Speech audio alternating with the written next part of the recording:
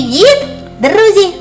Добрий вечір, любі хлопчики та дівчатка. В ефірі програма Кольорові сни. і ми її ведучі Людмила Іванівна. Та я дівчинка Оленка. Оленко, а скажи, будь ласка, що для тебе найцінніше?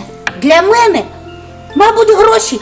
Без них нічого не можна придбати. Вони скрізь потрібні. Ой, Оленко, з цього приводу тобі і вам, малята, я хочу розповісти казочку, яка називається «Про бідного багача».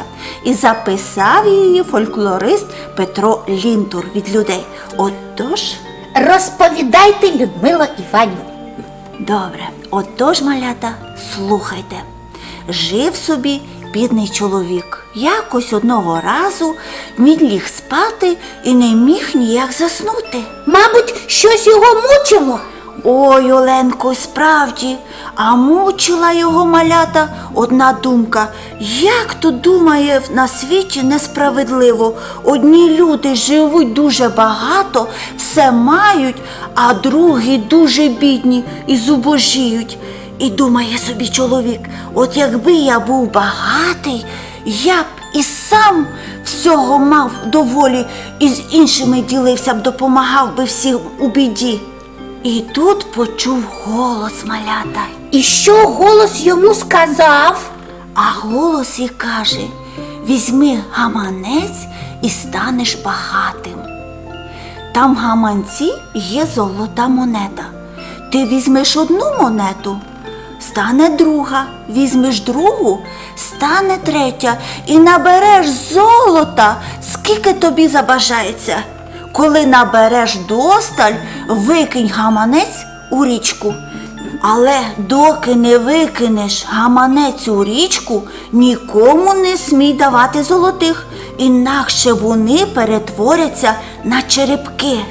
Ой, як цікаво, я б стільки набрала б цього золота і ще б з іншими поділилася б. Взяв він, малята, той гаманець і почав тягнути золоті. Один потягне золотий, відразу другий, третій потягне знову. І так у нього вже назбиралася ціла купа золота.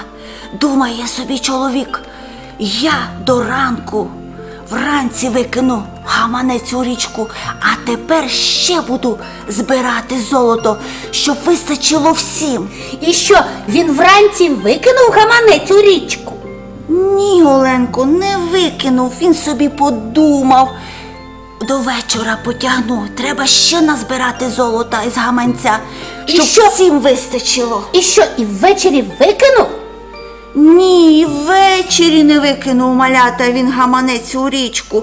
Думає, переночую з гаманцем і за ніч назбираю стільки багато золота, що й мені буде вдосталь, і всім потім роздам. І що? І так він, малята, і не викинув і на другий ранок, і так він прожив цілий тиждень, тягнув золото з гаманця. І тут, малята, чоловік уже почав слабнути з голоду, а гаманець все йому шкода викинути у річку. Проголодається і викине? І вже, малята, коли він дуже зголоднів, вирішив піти до річки. Приходить, малята, до річки, сів біля річки, дивиться на той гаманець, і ніяк він його не може викинути. І повернувся з гаманцем додому назад. Який же він жадібний, мабуть, і помер в купі золота, так? Так, Оленко, і помер разом з гаманцем у купі золота. Ні собі, ні другим людям добра не зробив. Золото засліпило чоловіка. Він став зажерливим і нещасним. Я не хочу бути такою, Людмила Іванівна. Я б викинула гаманець в річку. Чесно, чесно, причесно. Правильно, Оленко, треба і вам, малята, треба завжди ділитися з ближнім. Отож, малята, цікава казочка, Оленко? Дуже цікаво. Малята, намалюйте нам фрагменти цієї казочки, який вам сподобався найбільше. І нагадаємо вам домашнє завдання. Яку, Оленко, ми сьогодні розповідала я казочку малятам і тобі? про бідного багача. Малята, намалюйте нам фрагмент із цієї казочки, який вам сподобався найбільше. Свої листи надсилайте як на поштову, так і електронну адреси, які вказані в кінці нашої передачі. А переможець малята дістане, звичайно, призик-сюрпризик. Це іграшки, книжечки. І в додачу ви, звичайно, отримаєте ще ось таку гарну книжкову закладку з атрибутом нашої передачі і фрагментами ваших улюблених казок. Партнери нашої програми – це видавництво Олександри Гаркуші Та магазин «Вишиванка». Ось і все, малята, на сьогодні. Веселих вам кольорових снів!